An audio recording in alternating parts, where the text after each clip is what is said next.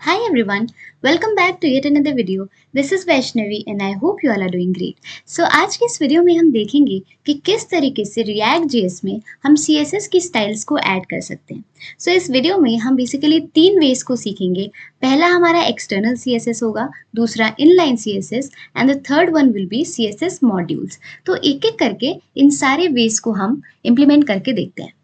सो यहाँ पर हमने एक माई ऐप नाम का रिएक्ट ऐप जो है वो बना रखा है. ठीक है, अब हम यहाँ पर क्या करेंगे, स्टार्ट करेंगे एक्सटर्नल सीएसएस से. तो एक्सटर्नल सीएसएस का मतलब क्या है कि यहाँ पर हमें सीएसएस की एक एक्सटर्नल फाइल बनानी होगी और उसे अपने जो रिएक्ट का ऐप है उसमें हमें ऐड करना होगा. ठीक है, सो यहाँ पर जो एसआरसी फोल्डर है इसमें हम क्या करेंगे, एक फाइल बनाएंगे बटन डॉट जेएस के नाम से. तो ये बटन क्या है, हमारा कंपोनेंट है. ठीक है, तो ये बटन कंपोनेंट हमने बनाया है और क्योंकि कंपोनेंट का नाम हमेशा कैपिटल लेटर से स्टार्ट होना चाहिए इसलिए यहाँ पर बी जो है वो यहाँ पर कैपिटल है. ठीक है, अब यहाँ पर हम RFCE यूज करेंगे तो यहाँ पर हमें फंक्शनल कंपोनेंट यहाँ पर तैयार हो जाएगा. ठीक है, और इसमें सिंपली हम कुछ भी नहीं करेंगे, यहाँ पर बस एक बटन एलिमेंट को क्रिएट कर देंगे. ठीक है, और इस बटन एलिमेंट का जो क्लास नेम है वो हम दे देंगे BTN. ठीक है, तो यहाँ पर हमने ये बटन कंपोनेंट अपना बनाया है जिसमें हमने सिंपली एक बटन एलिमेंट को क्रिएट किया है. ठीक है, अब हम क्या करेंगे, जो हमारा app.js फाइल है इसमें हम इस कंपोनेंट को यहाँ पर ऐड कर देंगे. तो इस कंपोनेंट को ऐड कर देंगे यहाँ पर इस तरीके से. ठीक है, सो यहाँ पर जैसे हमने ये कंपोनेंट यहाँ पर ऐड किया, यहाँ पर हमारा इम्पोर्ट भी हो गया ये बटन कंपोनेंट. ठीक है, ओके. अब अगर इसे हम रन करें, वेट अ सेकेंड. ओके, तो यहाँ पर हम लिखेंगे npm start एंड यहाँ पर हमें अपना जो UI है उसमें हमें एक बटन देखने को मिलेगा. ठीक है, बट यहाँ पर ये छोटा सा बटन देखने को मिल रहा है बट इसमें हमें कुछ लिखना पड़ेगा. सो सिंपली हम क्या करेंगे, जो हमारा बटन कंपोनेंट है इसमें क्या लिख देंगे, क्लिक मी. ठीक है, तो यहाँ पर हमने इस बटन में क्लिक मी लिख दिया है और यहाँ पर हमें एक बटन देखने को मिल रहा है जिसपे क्या लिखा हुआ है, क्लिक मी. ठीक है, अब हमें एक्सटर्नल CSS जो है वो अगर प्रोवाइड करनी है तो इसके लिए हमें क्या करना पड़ेगा, एक CSS की एक्सटर्नल फाइल बनानी होगी. तो यहाँ पर हम अपने SRC फोल्डर में एक और फाइल बनाएंगे बटन डॉट CSS के नाम से. ठीक है, अब यहाँ पर हमने बटन डॉट CSS बनाया है और अपने बटन को स्टाइलिंग प्रोवाइड करनी है तो हम कैसे करेंगे, यहाँ पर हम देख पा रहे हैं कि हमारा जो बटन का क्लास नेम है वो है BTN. तो यहाँ पर हम क्या करेंगे, डॉट BTN, क्लास सेलेक्टर का यूज हम करते हैं तो डॉट लगाना पड़ता है. ठीक है, सो यहाँ पर हम क्या करेंगे, इसे बैकग्राउंड कलर दे देंगे. बैकग्राउंड कलर दे देते हैं ब्लू. ठीक है, और यहाँ पर कलर दे देंगे हम व्हाइट. ठीक है, अब यहाँ पर एक्सटर्नल हमने CSS की फाइल बनाई बटन डॉट CSS के नाम से. हमने यहाँ पर अपने बटन को स्टाइलिंग प्रोवाइड की. ठीक है, बट अब हमें एक और चीज़ यहाँ पर करनी है कि हमारा जो बटन डॉट JS फाइल है इसमें हमें अपनी बटन डॉट CSS फाइल को इम्पोर्ट करना पड़ेगा. ठीक है, तो यहाँ पर हम क्या करेंगे, इम्पोर्ट, और यहाँ पर हम लिखेंगे बटन डॉट CSS. ठीक है, तो यहाँ पर हमने बटन डॉट CSS फाइल को अपने बटन डॉट JS फाइल में इंपोर्ट कर लिया है. ठीक है, तो अगर हम यहाँ पर आए तो अब हमारा जो बटन है वो हमें ब्लू कलर का देखने को मिल रहा है और जो उसमें टेक्स्ट लिखा हुआ है वो हमें व्हाइट कलर का देखने को मिल रहा है. ठीक है, सो यहाँ पर हमने देख लिया कि किस तरीके से एक्सटर्नल CSS हम यहाँ पर ऐड करेंगे. ठीक है, सो आई होप आप लोग को एक्सटर्नल CSS समझ में आया होगा और ये बहुत ही सिंपल है, जैसे हम जावास्क्रिप्ट में करते हैं उसी तरीके से हमने यहाँ पर भी इसे किया है. बस यहाँ पर हमें इंपोर्ट करना पड़ेगा CSS फाइल को. ठीक है, ओके. सो अब जो नेक्स्ट वे है वो है हमारा इनलाइन CSS. ठीक है, तो अगर हम जावास्क्रिप्ट की बात करें तो वहां पर हम इनलाइन CSS कैसे ऐड करते थे. इनलाइन CSS का मतलब होता था कि जो हमारा एलिमेंट है जहां पर उस एलिमेंट को हम क्रिएट कर रहे हैं वहीं पर हम उसे स्टाइलिंग प्रोवाइड कर देते थे स्टाइल एट्रीब्यूट का यूज करके. ठीक है, सो यहाँ पर हम देखेंगे, सबसे पहले तो मैं इस बटन डॉट CSS को डिलीट कर देती हूँ. ओके, ठीक है, अब बटन डॉट JS में यहाँ पर ये वाला जो इम्पोर्ट वाली लाइन है इसे रिमूव कर देते हैं. ओके, तो अब हम क्या देख पा रहे हैं, हमारे जो बटन डॉट JS फाइल है इसमें हमने बटन क्रिएट किया हुआ है और इसका क्लास नेम क्या है, BTN. ठीक है, अब अगर हमें इनलाइन CSS ऐड करनी है तो वो हम कैसे करेंगे, उसके लिए हमें ऑब्जेक्ट को क्रिएट करना पड़ेगा. ठीक है, सो यहाँ पर हम एक ऑब्जेक्ट क्रिएट कर लेते हैं कॉन्स्ट माई स्टाइल नाम का. ठीक है, और यहाँ पर ऑब्जेक्ट आपको पता है की वैल्यू के फॉर्म में डेटा स्टोर होता है, राइट। तो जो भी हमारी प्रॉपर्टी है वो की होगी और जो भी उसकी वैल्यू है वो मतलब उसको हम स्ट्रिंग के फॉर्मेट में लिखेंगे। तो हमें क्या चाहिए, बैकग्राउंड कलर चाहिए, राइट। तो हम यहाँ पर कैसे लिखेंगे इसे, बैकग्राउंड कलर, और बैकग्राउंड कलर हमें सपोज अभी चाहिए येलो, ठीक है। तो यहाँ पर अभी मैं एक ही स्टाइलिंग इसे दे रही हूँ। तो यहाँ पर हमने एक ऑब्जेक्ट बनाया और ये इसकी क्या है, प्रॉपर्टी है बैकग्राउंड कलर, ठीक है, और ये इसका क्या है, वैल्यू है येलो, ठीक है।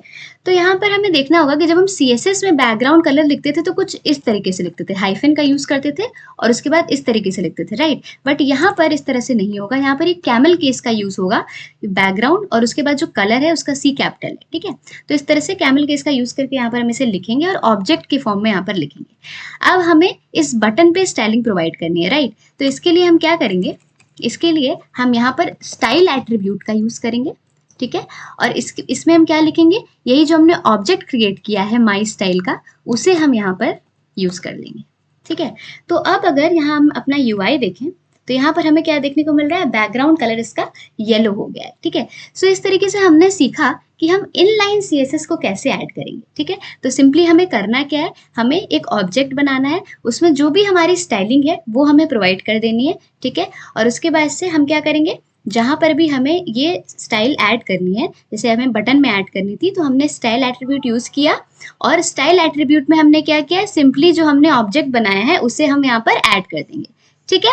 ओके, सो आई होप आपको ये भी समझ आ गया होगा कि इनलाइन CSS कैसे यूज होता है, ठीक है। अभी तक तो हमने एक्सटर्नल CSS और इनलाइन CSS को देखा है, अब हम CSS मॉड्यूल्स को देखेंगे। सो हमें यहाँ पर क्या करना होगा कि सबसे पहले तो ये जो ऑब्जेक्ट हमने बनाया है इसे हम यहाँ से हटा देंगे और ये जो हमने स्टाइल एट्रीब्यूट यूज किया है इसे भी हम यहाँ से हटा देंगे, ठीक है। तो अब हम क्या करेंगे, क्योंकि हमें मॉड्यूल्स का यूज करना है तो हम अपने SRC फोल्डर में एक फाइल बनाएंगे, button.modules.css, ठीक है। तो जब भी हमें मॉड्यूल बनाना होता है तो हम .module.css एक्सटेंशन का यूज करते हैं, ठीक है, .modules.css। अब हम इसमें क्या करेंगे, सिंपली हमें स्टाइलिंग प्रोवाइड करनी है तो हम क्या करेंगे, अपना जो बटन है, ये बटन क्लास नेम हम यहाँ पर यूज कर रहे हैं और यहाँ पर हम बैकग्राउंड कलर दे देते हैं अपने बटन को ग्रीन या फिर ग्रीन येलो ले लेते हैं, ठीक है। सो यहाँ पर मैं बस इतनी ही स्टाइलिंग ऐड करूंगी, सिर्फ बैकग्राउंड कलर, ठीक है। बाकी की स्टाइलिंग आप लोग को ऐड करनी है, आप कर लेना, क्योंकि इस वीडियो का मोटिव CSS सिखाना नहीं है बल्कि CSS कैसे ऐड करेंगे हम रिएक्ट में वो सीखना है, ठीक है। तो यहाँ पर हमने अपने बटन जो क्लास है उस पर क्या कर दिया, ग्रीन येलो कलर, उसका बैकग्राउंड कलर हमने यहाँ पर ऐड किया है, ठीक है। अब हम क्या करेंगे, जो हमारी button.js फाइल है इसमें हम इम्पोर्ट कर लेंगे सबसे पहले हमारा जो मॉड्यूल फाइल है, ठीक है। तो हम इसे कैसे करेंगे, इम्पोर्ट स्टाइल्स फ्रॉम,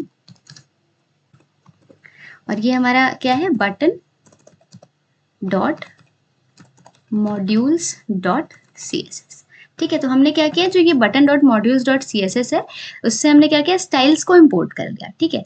और अब हमारा ये जो बटन है ना, इसका हम क्लास नेम क्या दे देंगे, यहाँ पर कर्ली ब्रेसेस यूज करेंगे और यहाँ पर स्टाइल्स डॉट बटन, ठीक है। ओके, तो यहाँ पर क्लास नेम हमने दे दिया स्टाइल्स डॉट बटन। बटन क्यों, क्योंकि हमारा ये जो button.modules.css था इसमें हमने क्लास नेम क्या यूज की थी, बटन डॉट बटन, ठीक है। तो इस वजह से यहाँ पर हम ये स्टाइल्स डॉट बटन यहाँ पर यूज करें। तो अगर हम अपना UI देखें तो यहाँ पर, wait a second, styles dot button, wait, शायद यहाँ पर हमें ये गलती कर दी थी कि हमें button.module.css करना था, ठीक है। ओके,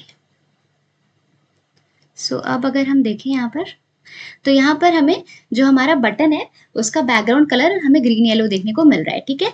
तो जो हमारी ये फाइल है मॉड्यूल जब हम बनाते हैं तो उसका एक्सटेंशन क्या होना चाहिए, .module.css, ठीक है। मैंने मॉड्यूल्स कर दिया था गलती से, ठीक है। सो .module.css का यूज करना है। तो हमें अगर मॉड्यूल बनाना है तो सबसे पहले तो हम मॉड्यूल फाइल बनाएंगे, कैसे, जो भी हमें अपने मॉड्यूल को नाम देना है वो दे देंगे और एक्सटेंशन क्या यूज़ करेंगे, डॉट मॉड्यूल डॉट CSS। उसके बाद से स्टाइलिंग प्रोवाइड कर देंगे यहाँ पर, ठीक है।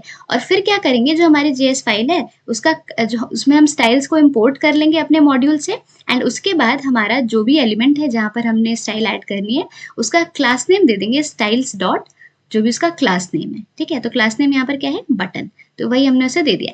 अब हम अपना अगर बटन देखें तो हमें ग्रीन येलो कलर का देखने को मिल रहा है, ठीक है। तो ये तो हमने देखा किस तरीके से मॉड्यूल्स को हम बनाकर ऐड कर पाते हैं। बेसिकली जो मॉड्यूल्स हैं वो क्या करते हैं, वो जो नेम कॉन्फ्लिक्ट्स हैं उससे हमें बचाते हैं। यानी कि क्या होता है, यहाँ पर अगर मैं अपने UI पे आऊँ, इस बटन पे मैं इंस्पेक्ट करूँ तो हम क्या देख पाएंगे, वेट अ सेकेंड में से थोड़ा सा, हाँ।